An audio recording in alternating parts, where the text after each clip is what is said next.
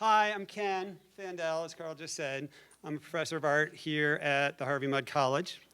I've been asked to speak here today, and I wanted to let you know, per Carl, what I was asked to do here is speak on one of the threads that we want to highlight is the important role that HSA has played in helping us to address our mission and our aspirations to make this connection even stronger in the future. And in general, we are aiming to showcase some of the work done by our faculty and students in different disciplines, and within these short presentations, make connections to our 70-year history, and also where we see the college going in the future. I'm gonna do my best, all right? And also, I'm a little different than everybody, so I might have some different ideas about where the college is going. Bear with me. I'm an artist, all right? And I'm a professor. I've been an artist and a professor for 25 years, 13 of them here at the Harvey Mudd College. Before doing that, I worked at this place called the Walt Disney Company. It's the largest media company in the world, all right? Big deal. Before that, I worked at an advertising agency called Leo Burnett.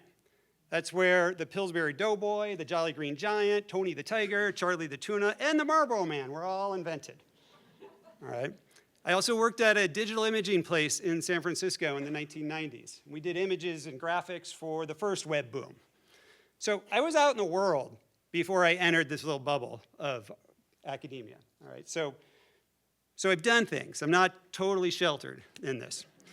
And I wanted to tell you a story about starting here at Harvey Mudd College. I wound up here through a variety of circumstances, and I was really excited, as I still am excited to be here. And I remember distinctly going to my first department meeting in the Department of Humanities, Social Sciences, and the Arts.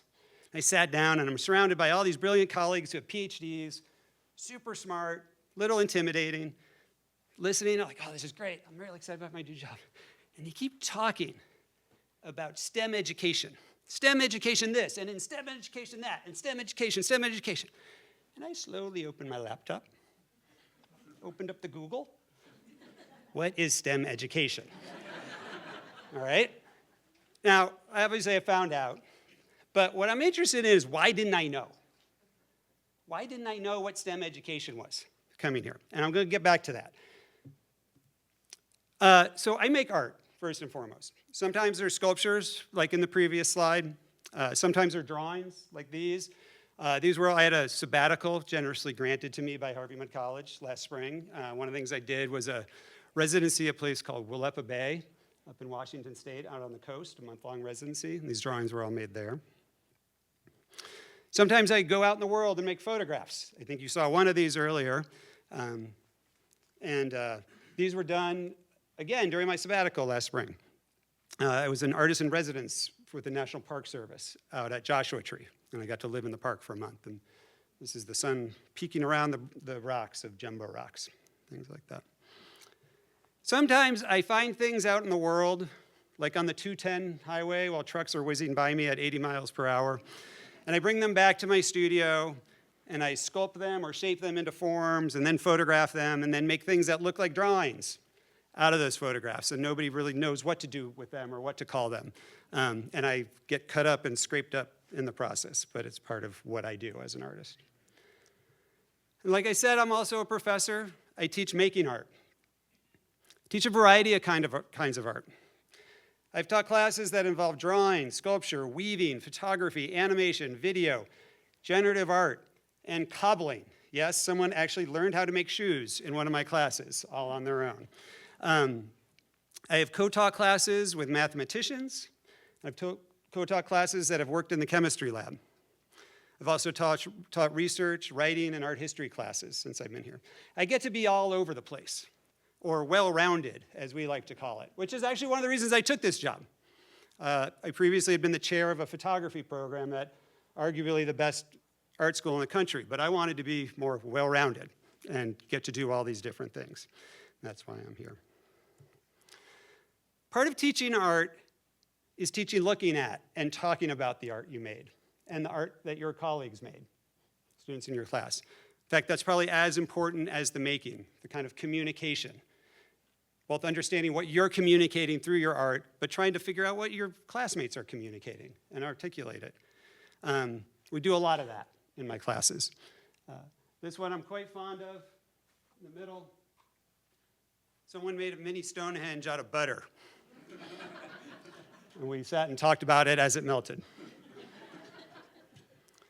I get involved in other things here at the college. One of the things that I'm very proud of that we've done over the 13 years I've been here is establish the Sprague Gallery, which is over in the basement or the first floor, whatever you want to call it, of Shan. It's a really beautiful space. If you haven't been over there, go over there as soon as I'm done here. It's a wonderful exhibit that's up now.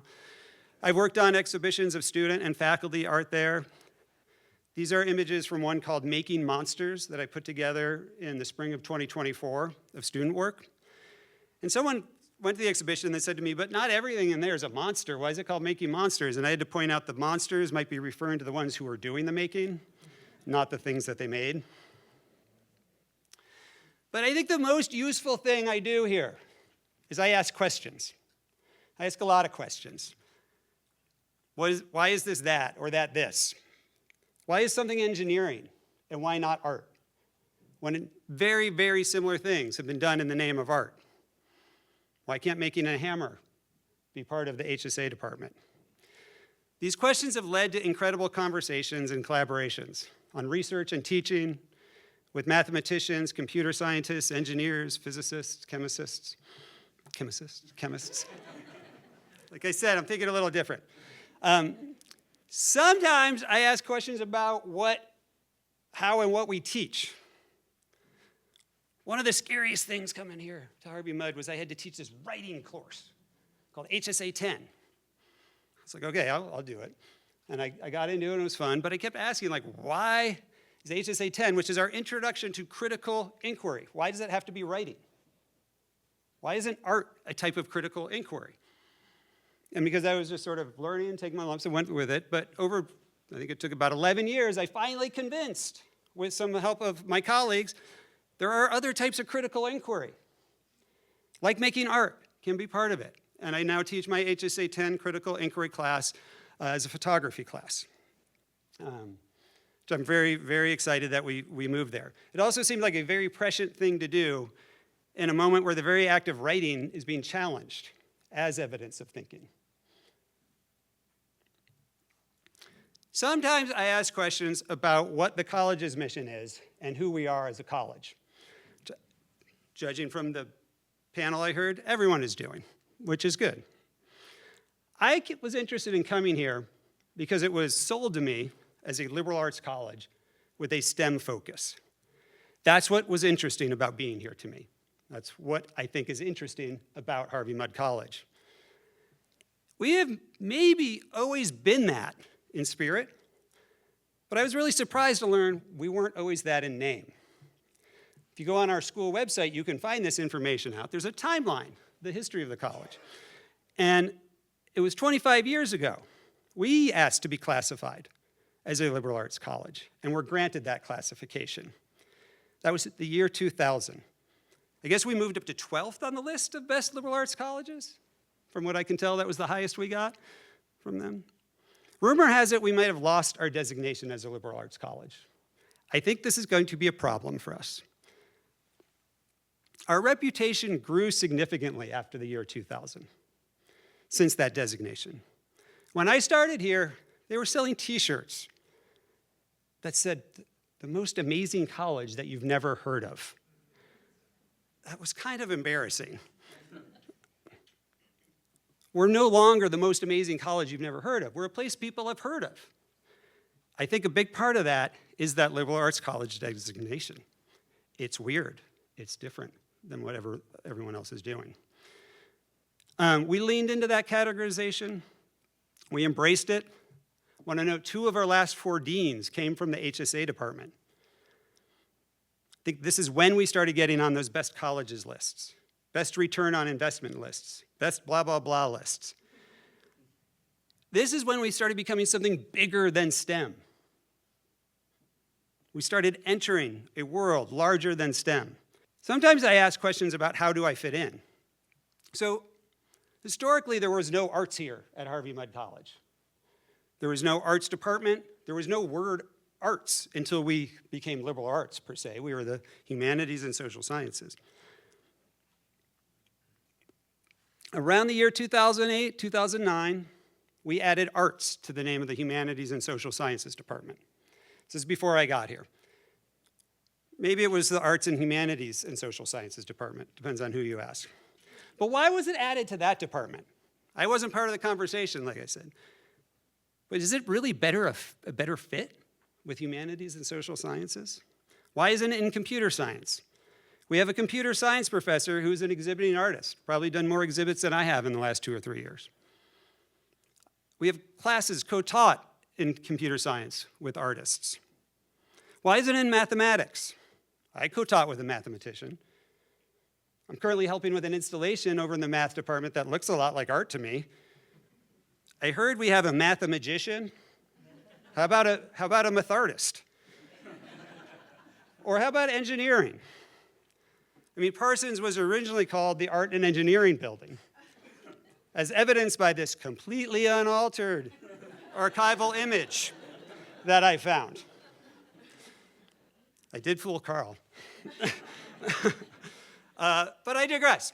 We added the word art to the department, all right?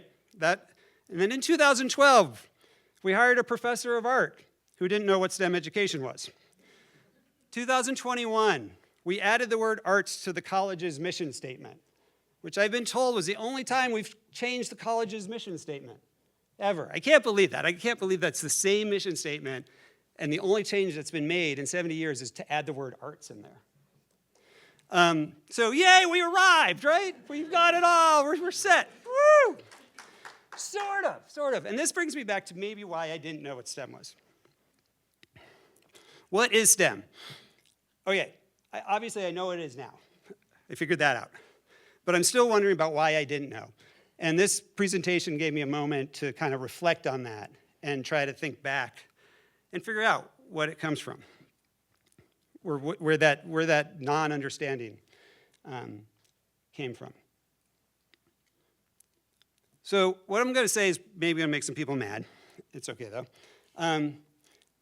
Why I think I didn't know is something that I think we all need to remind ourselves of if we want to keep growing and become more relevant in our culture. If we want to have more impact in our society. And it's that we're missing this thing. And it's about our role in culture and society. I did not know what STEM was because STEM is not the center. It's not the middle.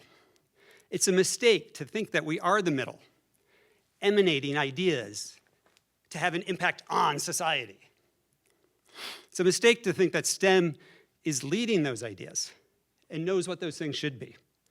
I don't think that's how it works. And this is our big challenge. I think STEM is a supporting role player. It's not a passive role player. It's very active and dynamic. It contributes to how culture is experienced, transmitted, and understood, even as culture leads STEM innovation. That's what might make you mad, I think. Culture leads, STEM follows. The relationship is symbiotic. Culture provides meaning and context, while STEM provides tools and possibilities. So what would this mean for us? What would it mean to think that way? To meet this role of having impact on society, we need to embrace a view of ourselves as part of culture and part of society.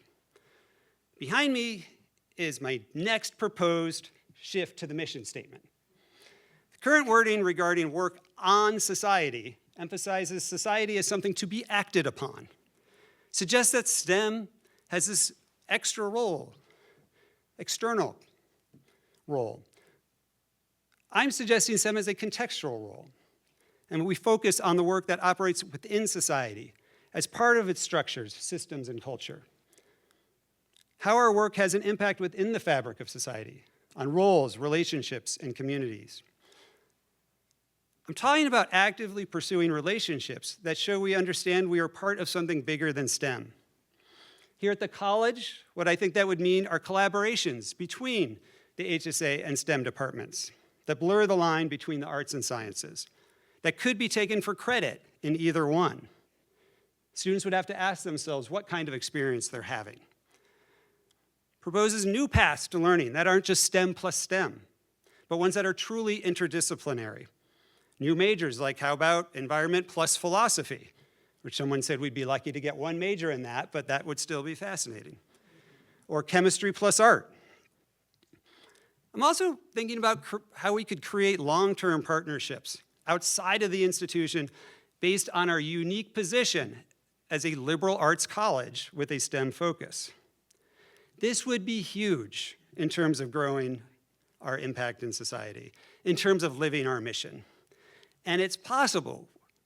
We need to lean into it because other people already are leaning into it. This slide shows 3 examples from this spring of colleges that partnered with big tech. Because this is a moment when big tech is understanding the significance that art has in shaping our future. These companies invested money, technology, and time in these art schools to create centers for art and technology. In some cases, a lot of money. The one on the left talks about the California College of the Arts in the Bay Area raising $55 million for a center on arts and technology, half of it coming from NVIDIA. Think about that, art schools. If art schools seem interesting to these tech companies, we will blow their minds, all right? The work we've done in the last 25 years, we are positioned perfectly to be part of this conversation. We got ourselves labeled a liberal arts college.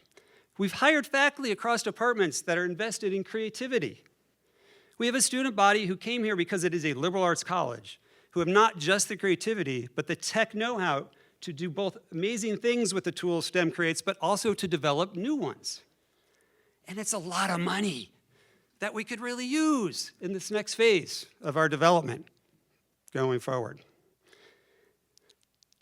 That's it. Thank you.